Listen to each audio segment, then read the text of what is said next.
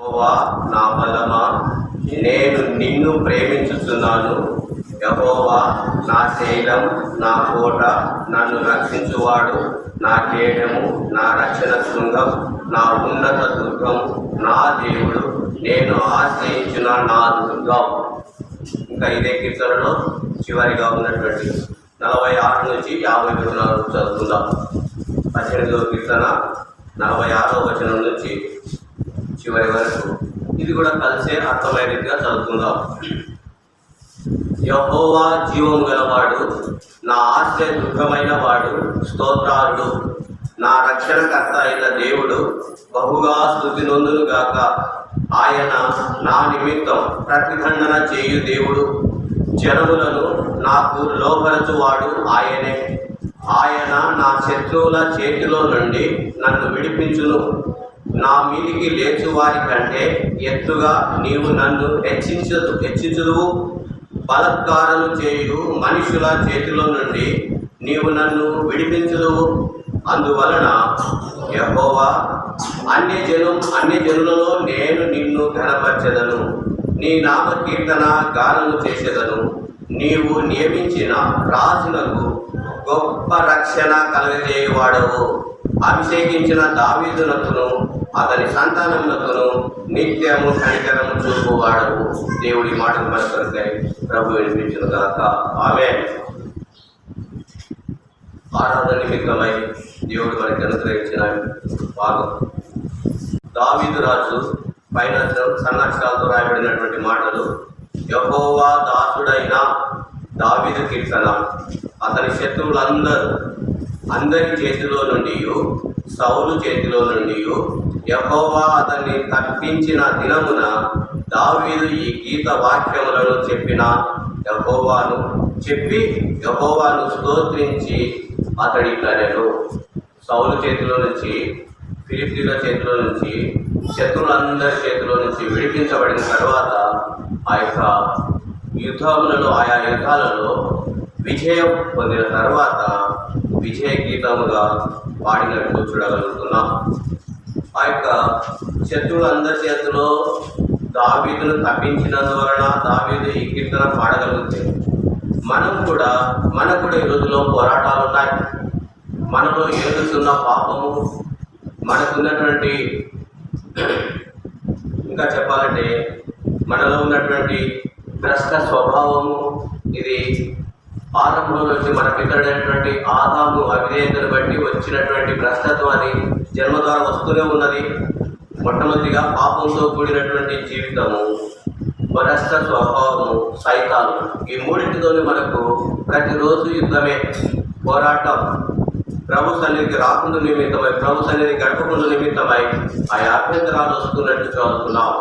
అయినప్పటికీ దేవుణ్ణి ఈ దావీదు రాజు ఏ విధంగా యెహోవా నా బలమా, నేను నిన్ను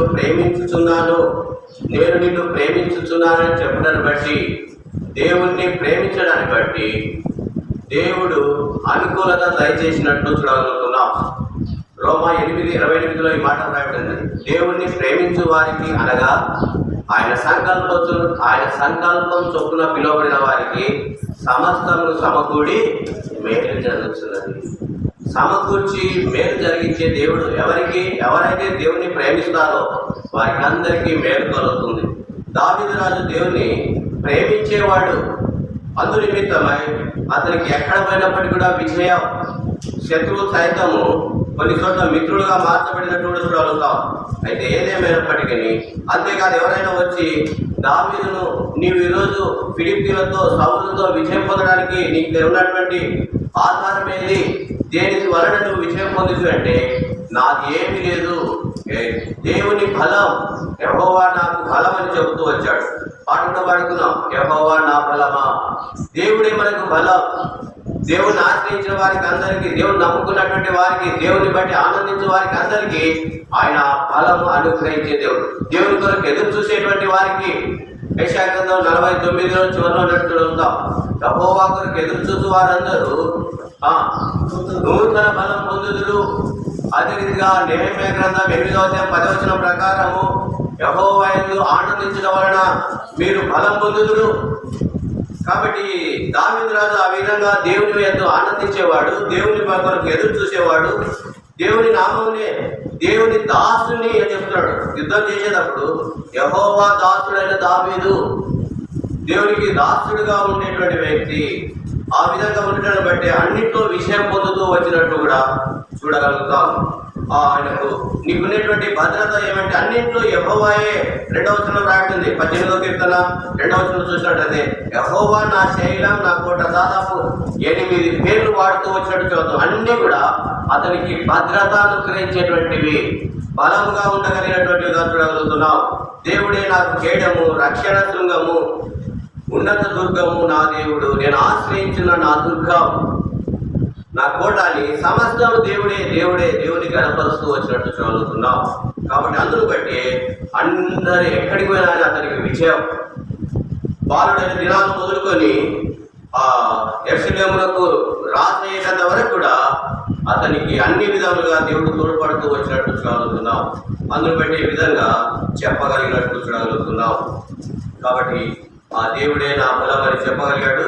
ఈ కీర్తన అంతా కూడా విజయం పొందిన తర్వాత విజయ గీతంగా పాడినట్టు చూడగలుగుతున్నాం.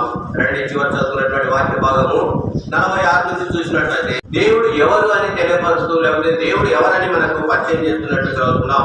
యెహోవా జీవము గలవాడు, ఆయన జీవం కలిగినటువంటి దేవుడు.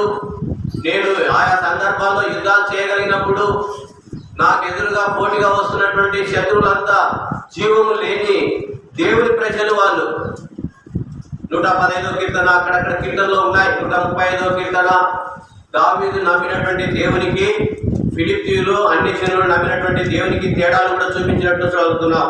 అయితే ఇక్కడైతే నాకు బలమైనటువంటి దేవుడు, నేను నమ్ముకున్నటువంటి దేవుడు, నేను ప్రేమించేటువంటి దేవుడు ఎవరంటే జీవం కలిగినటువంటి దేవుడు, జీవం అనుగ్రహించేటువంటి దేవుడు. ఆ దేవుణ్ణి వాక్యమును అంగీకరించిన ప్రతి ఒక్కరు కూడా యెహోవాస్వార్థ మొదటిలో ఉంది. ప్రతి మనుష్యునికి ఆయన వెలిగించుతూ వచ్చినట్టు చదువుతున్నాం. యెహోవాస్వార్థ 5వ అధ్యాయం 24వ వచనంలో మాట రాయబడింది, నన్ను పంపిన వారి యందు విశ్వాసం ఉంచు ప్రతివాడు నిత్య జీవము గలవాడు, వాడు తీర్పులోనికి రాక మరణములో నుండి జీవములోనికి దాటి ఉన్నాడు. అయితే జీవం గల దేవుని వాక్యం అంగీకరించినటువంటి మనమందరం కూడా జీవం కలిగినటువంటి వారం.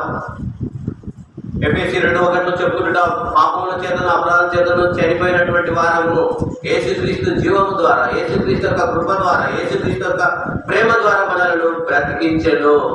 ఆ జీవం మనకు అనుగ్రహించినట్లు చదువుతున్నాం. కాబట్టి ఈ దినం మనం ఆరాధించే దేవుడు ఎవరంటే జీవం కలిగినటువంటి దేవుడు. 2వ మాట చూసినట్లయితే ఆయన నా ఆశ్రయ దుర్గమైన వాడు, స్తోత్రాలుడు. నన్ను ఆదుకునేటువంటి దేవుడు, శత్రు నుండి తప్పించేటువంటి దేవుడు, నేను నా ఆశ్రయ దుర్గం, నేను నమ్ముకున్నటువంటి దేవుడు, స్తోత్రాలుడు, స్తుతింపదగినటువంటి దేవుడు, పూజారుడు అని కూడా చెప్పబడినట్లు చూడగలుగుతున్నాం. ఆయన పట్ల చేసిన కార్యములు ఎన్నో. ఆయన శరణు చూచు వారికి అందరికీ, ఎవరైతే ఆయన ఆశ్రయించారో, ఎవరైతే ఆయన శరణు చేరుకున్నారో వారందరూ ఆయనను స్తుతించగా ఉండరు. కాబట్టి నా ఆశ్రయ దుర్గమైన వాడు, స్తోత్రాలుడు, పూజింపదగినటువంటి దేవుడు అని కూడా చెప్పినట్లు చదువుతున్నాం. అదే వచనంలో 3వ లైన్, నా రక్షణకర్త అయిన దేవుడు బహుగా స్తుతి నొందునుగాక. నాకు రక్షణకర్త అయినటువంటి దేవుడు, నేను రక్షింపబడి ఆయా ఎలుగుబంటి కావచ్చు, సింహము కావచ్చు, గొల్యాతు కావచ్చు, సౌలు కావచ్చు, వాళ్ళందరి చేతిలో నుంచి తప్పించబడి నేడు రక్షింపబడి సురక్షితంగా దేవుని సన్నిధిలో చేరడానికి, దేవుని సన్నిధిలో ఉండటానికి రక్షణకర్త అయినటువంటి నా దేవుడు బహుగా స్తుతి నొందునుగాక. కాబట్టి రక్షణకు ఆధారమైనటువంటి దేవుడు అని కూడా ఇంకో కీర్తనలో చూస్తాం. కాబట్టి ఆ దేవుడిని స్తుతిస్తున్నట్టు చదువుతున్నాం. దేవుడు ఆత్మ కనుక ఆయన ఆరాధించేవారు ఆత్మతోనూ సత్యంతోనూ ఆరాధించవాలని చెప్పినట్టు చదువుతున్నాం. అయితే ఎరిగినటువంటి ఆరాధన, నీవు ఆరాధించేటువంటి దేవుడు ఎవరనేది ముఖ్యం. తెలుసుకున్నటువంటి ఆరాధన తెలియక చాలా మంది ఇంకా పితృ పర్యాచారంగా వస్తున్నటువంటి ఆరాధన. యెహోవాస్వార్థ 4వ అధ్యాయంలో చూస్తాం, యేసు ప్రభు సమరయ స్త్రీతో చెప్పినటువంటి మాట, అమ్మ మీరు మీకు తెలియని దాన్ని ఆరాధిస్తున్నారు, మేము మాకు తెలిసిన దాన్ని ఆరాధిస్తున్నామని కూడా చెప్పినట్టు. అయితే మనం కూడా యేసు ప్రభు యొద్దకు రాకముందు, యేసు ప్రభువును అంగీకరించకముందు తెలియని దాన్ని ఆరాధించేటువంటి వారం. మన పెద్దలు చెప్పారు, వాటిని పూజిస్తూ వచ్చినటువంటి వారం. అయితే కాలం సంపూర్ణమైనప్పుడు, కాలం పరిపూర్ణమైనప్పుడు స్వార్థ ద్వారా దేవుడు దర్శించబడి మనకు జీవం కలిగినటువంటి దేవుని వాక్యం వచ్చుటను బట్టి చూడండి, మనం ఎప్పుడు జీవం గల దేవుని ఎరిగి ఉన్నామంటే, తెస్సలోనికీయులకు రాసిన పత్రిక సువార్త ద్వారా అనేటువంటి మాట ఉంది అక్కడ. మొదటి తెస్సలోనికీయులకు రాసిన పత్రిక 1వ అధ్యాయము 9-10 వచనాలు ఉన్నాయి. కలిసి చదవండి, కలిసి ఉన్నాయి, కొంతవరకు చదువుతున్నాం. అక్కడ జనులు మమ్మల్ని కూర్చి తెలియజేస్తున్నారు, మరియు మీరు విగ్రహం విడిచిపెట్టి జీవన వాడును, సత్యవంతుడు, దేవునికి దాసులను, దేవుడు మృతుల నుండి లేపిన యేసు అనగా రాబో పురస్సు నుండి మనం దర్శించున్న ఆయన కుమారుడైన యేసు పరలోకం నుండి వచ్చునని ఎదురు చూచుటను మీరు ఎలా దేవుని వైపు స్థితిలో ఇక్కడ మన మధ్య మాట, మీరు విగ్రహాలను విడిచిపెట్టి జీవం గల దేవుడును సత్యవంతులకు దేవుని దాసులకుటకు, జీవం గల దేవుని దాసులకుటకు సువార్త ద్వారా మనం దేవుని యొద్దకు రాగలిగితేమి. సువార్త వినిపించబడినప్పుడు వాటిని విడిచిపెట్టి వీటిని అంగీకరించగలిగితేమి. ఇంకా సువార్తను అంగీకరించకపోతే, దేవుని వాక్యం అంగీకరించకపోతే, యోహాను సువార్త 1వ అధ్యాయం 12వ వచనం ప్రకారం తను ఎందరు అంగీకరించో వారి అందరూ దేవుని కుమారులకు అధికారం అనుగ్రహించబడింది.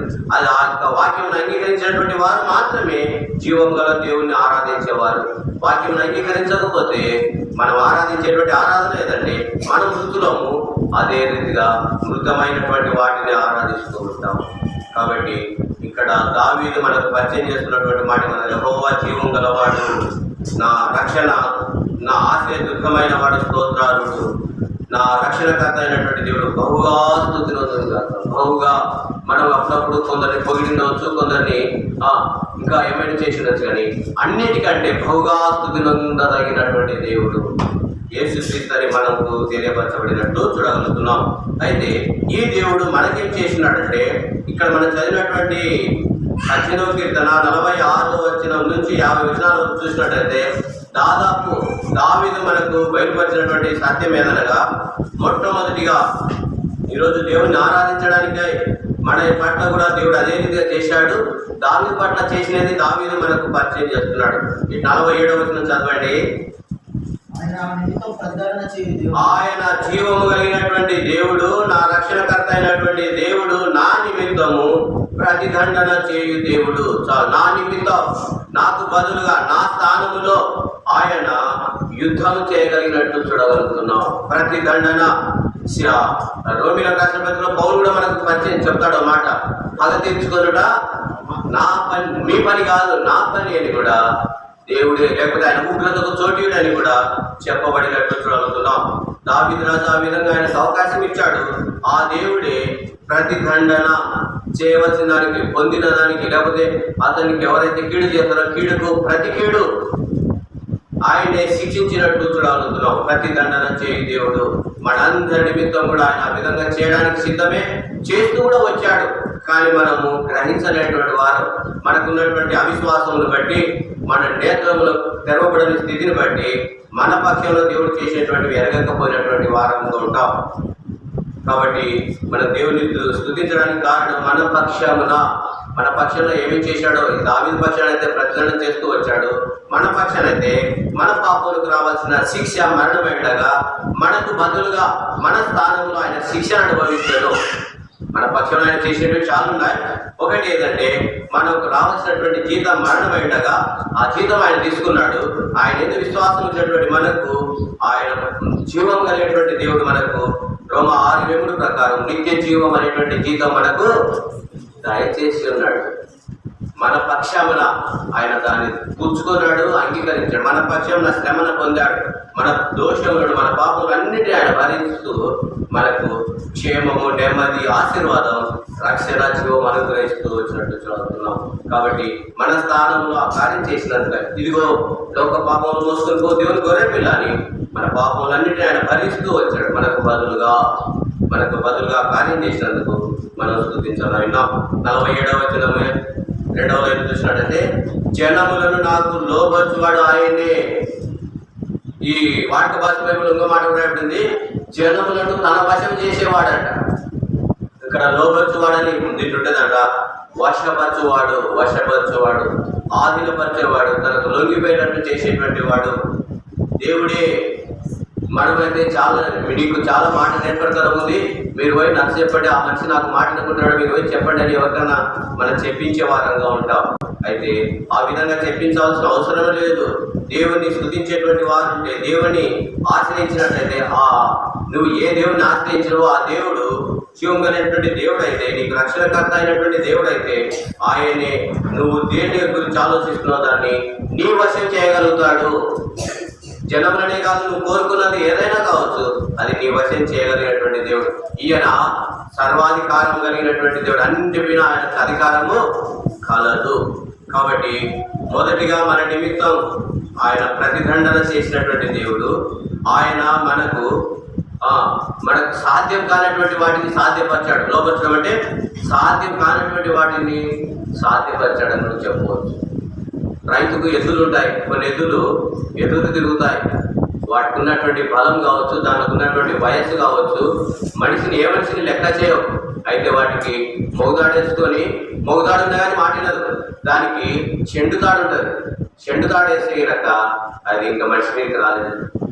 అది వశపరచుకోవడానికి ఆ మనుషుడు ఆ ఎద్దులు వశపరచుకోవడానికి ఆ చెండుకు దానికి మొగదాడుకు బిరుగు కడితే మనిషి మీదకి రాకుండా ఉండేది. అట్లా లోపరుచుకోవడానికి జనములను నీకు లోపరచు. ఇక్కడ జనములను కావచ్చు, కానీ నీకు అసాధ్యమైనది, నీకు సాధ్యం కానటువంటి వాటిని లోపరిచేటువంటి దేవుడు. దావీదుకు సైతం కొన్ని లోపడేటువంటి జనాంగాన్ని సైతం లోపరిచి తన వశం చేస్తూ వచ్చాడు. అంతేకాకుండా వారి ద్వారా ఆయన దూరంగా ఉండగానే ఇంకా ఏదే రాజ్యాల వారు దావీదుతో యుద్ధం చేయడం మనతో కాదని చెప్పి వాళ్ళు ముందుగా ఏం చేసేవాళ్ళు, సమాధాన పడి పన్ను చెల్లించేటువంటి వారు. రెండు చూస్తున్నాం. ఒకటి, మన నిమిత్తం ఆయన మన స్థానంలో శిక్షణ అనుభవించాడు. రెండవదిగా మనకు అసాధ్యమైనటువంటి వాటిని సాధ్యపరిచినటువంటి చూడగలుగుతున్నాం. 48వ వచనం, ఆయన నా శత్రువుల చేతిలో నుండి నన్ను విడిపించును. శత్రువుల చేతిలో నుంచి విడిపిస్తూ వచ్చాడు. దావీదు కారుతులు, కొంతమంది ఫిలిష్తీయులు అసలు తన ఇంట్లో ఉన్నటువంటి తన మామనే, తన రాజే తనకు శత్రువు, వారి చేతిలో నుంచి కూడా విడిపిస్తూ వచ్చాడు. తరిమే వాళ్ళందరూ శత్రువులే, విరోధంగా ఆలోచన చేసే వాళ్ళందరూ శత్రువులే. అలాంటి శత్రువుల చేతిలో నుంచి తప్పిస్తూ వచ్చాడు. ఎక్కడ దూరం ఉంటే వర్తమానం పారిపోవడం కాదు, ఎదుర్కొన్నప్పుడు కూడా తప్పిస్తూ వచ్చాడు. సౌలు చేతిలో నుంచి తప్పిస్తూ వచ్చినట్టు. కాబట్టి మన శత్రువు దుష్టుడైనటువంటి అపవాది వారి యొక్క చేతిలో నుంచి మనం తప్పించినట్టు చదువుతున్నాం. అంధకార సంబంధమైనటువంటి అధికారం నుంచి విడిపించి మనలను వెలుగు సంబంధులుగా, దేవునికి దాసులుగా చేసినట్టు చూడగలుగుతున్నాం. ఇంకా చూడండి 45 రోజున చదవండి.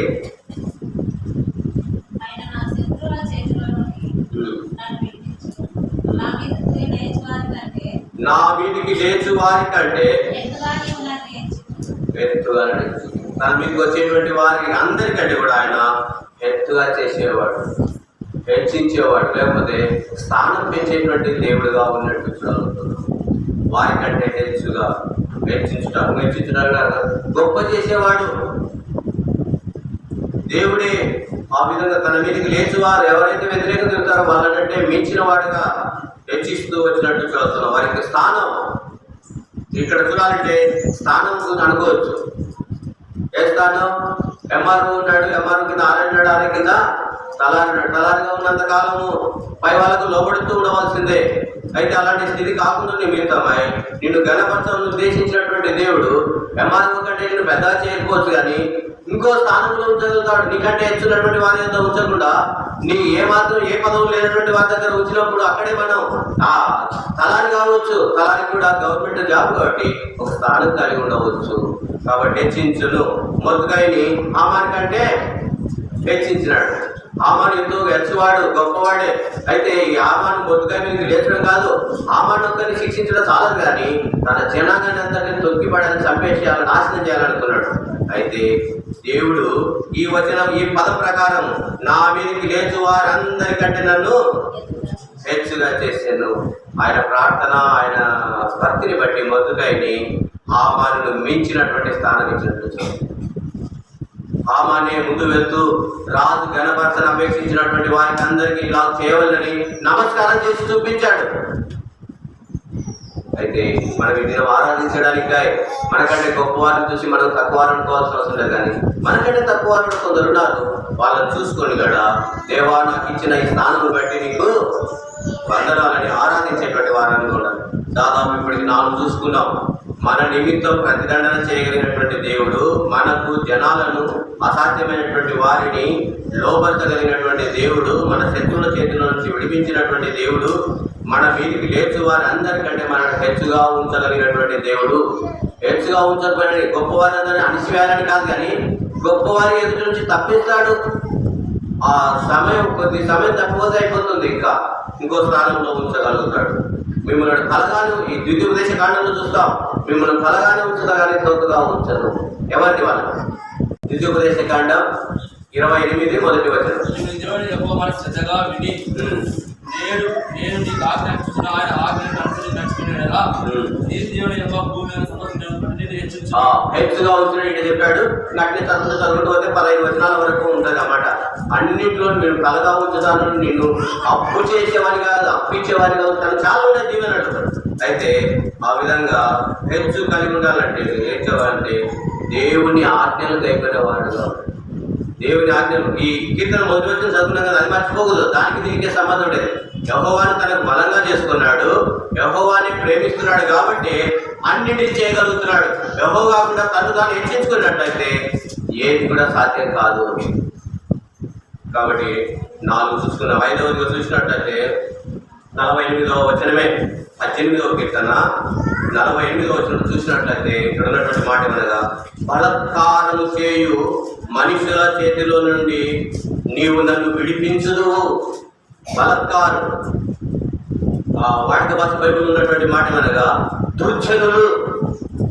దుర్జనుల చేతిలో నుంచి. బలత్కారం అంటే నేను అనుకునేది అంటే మొండులు ఉంటారు కొంతమంది, జగమండల నుండి గట్టిగా పట్టుబట్టి కంపల్సరిగా మనల్ని ఇబ్బంది పెట్టేటువంటి వారు ఉంటారు.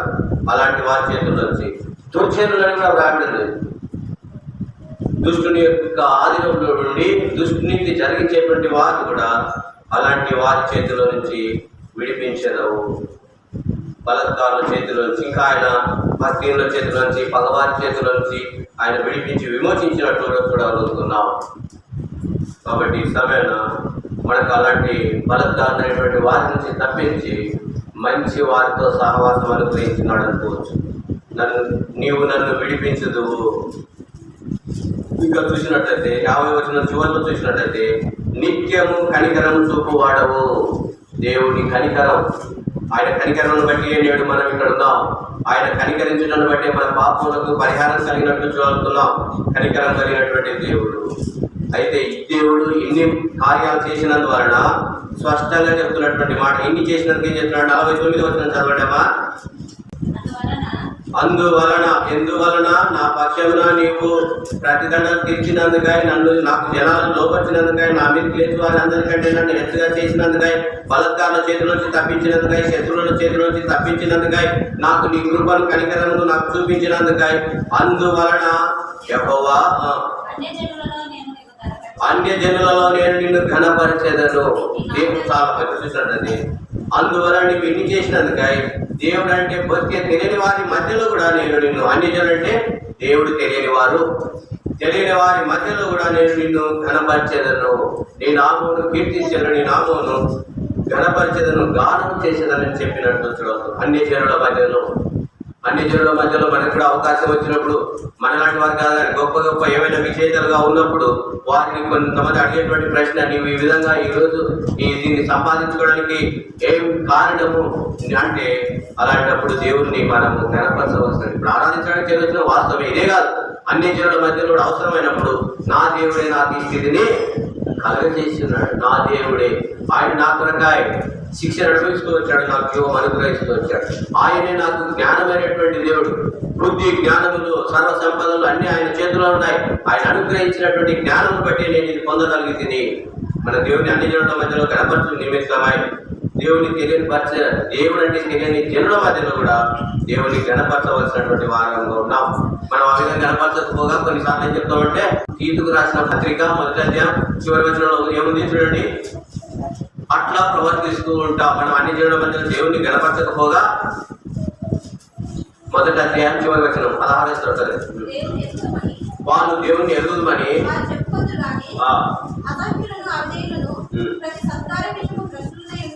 ప్రతి సత్కార్య విషయంలో భ్రష్టులై ఉండి తమ పనుల వలన తాము చేస్తున్న పనుల వలన ఆయన కొద్దిగా ఎదురు వాళ్ళు అనేటట్టు ఉంటారు.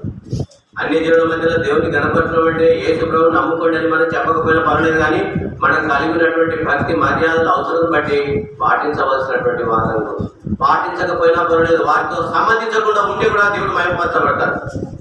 ఆ బబులోను దేశంలో యవనస్తులు అందరూ బాలుడు ఆ యొక్క విగ్రహానికి ముగ్గురు మొక్కినందు వలన వారి అందరిని బట్టి పట్టింపులే కానీ మొక్కగా ముగ్గురు నిలబడించుంటారు బట్టి వారి ద్వారా దేవునికి మహిమ వచ్చినట్టు చూడాలి. మనం మన దేవుడి గురించి చెప్పాల్సిన అవసరం లేదు. వారు చేసేటువంటి పనుల్లో చేయకుండా మనం ప్రత్యేకంగా ఉంటే కూడా మన దేవుడు వాళ్ళకు బయలుపరచబడతాడు.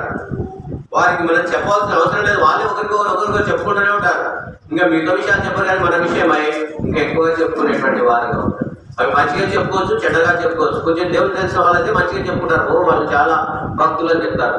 అయితే దేవుడు అంటే తెలియని వారు ఏం చెప్తారంటే ఏదో కొత్త పద్ధతులు పెట్టుకున్నారు, పాత మానేసి అని విమర్శిస్తూ ఉంటారు. అయితే వాళ్ళు విమర్శించినా పర్వాలేదు, పరామర్శించినా పర్వాలేదు, మనం పోయినా పర్వాలేదు, కానీ మనం మాత్రము దేవుణ్ణి ఎరిగినటువంటి ప్రజలముగా ఉంటే దేవుణ్ణి మనము కనపరిచినటువంటి వారు. ఇంకా చూసినట్టయితే దేవుని ప్రజల అన్ని జనుల మధ్యలో మాత్రమే కాదు, కానీ 116వ కీర్తన 18వ వచనం చదవండి. ఆయన ప్రజలందరి ఎదుటను యెహోవా మందిరపు ఆవరణంలోను యెరూషలేమా యెహోవాకు నా మొక్కుబడులు చెల్లించేదను. ఆయన ప్రజలు ఆయన నమ్మినటువంటి వారి మధ్యలో దేవుని మందిరంలో చేరి నేను యెహోవాకు స్తుతులు చెల్లించేదను. పాత నిబంధనలో మొక్కుబడులు బలులు అర్పిస్తూ వచ్చారు. కొత్త నిబంధనలో మొక్కుబడి నిండు మనసుతో హృదయపూర్వకమైన కృతజ్ఞతాస్తుతులు చెల్లించుటయే. కాబట్టి ఆ విధంగా మనం కూడా స్తుతించవలసినటువంటి వారం కూడా చెప్పబడినటువంటి వర్తమానం అంతా మూడు భాగాలుగా చేసి, ఒకటి దేవుడు జీవం గలవాడు, ఆయన ఆశ్రయ దుర్గమైనటువంటి వాడు అని బయలుపరుస్తూ వచ్చాడు. దేవుడు ఎవరంటే చెబుతూ వచ్చాడు. ఆ దేవుడు ఏం చేశాడు అనేది కూడా చెబుతూ వచ్చాడు. మూడవదిగా ఆ దేవునికి ఈయనేం చేస్తున్నాడని తెలియపరుస్తూ వచ్చాడు. అన్ని జనుల మధ్యలో నేను నీ నామమును ఘనపరిచేదను, నీ నామ కీర్తన గానము చేసేదను. మన సంతోషం బయలుపరచబడ నిమిత్తమై, దేవుని బయలుపరచ నిమిత్తమై దేవుడు ఇచ్చినటువంటి అవకాశాలు పోగొట్టుకోనున్నాడు. అయితే అవన్నీ ఈ సమయంలో మనం దేవుని సన్నిధికి చేరి వచ్చినాం. దేవుడు మన పట్ల మనకి ఏం చేసినాడు అది ఎరిగిన వారమై, ఆయన ఏమైనాడు అది ఎరిగినటువంటి వారమై నిండు మనసుతో హృదయపూర్వకంగా దేవుణ్ణి స్తుతులు చెల్లించవలసినటువంటి వారంగా ఉన్నాం. దేవుడు ఆ విధంగా ఆరాధించడానికై ప్రభు సహాయం చేయగలుగుతాం.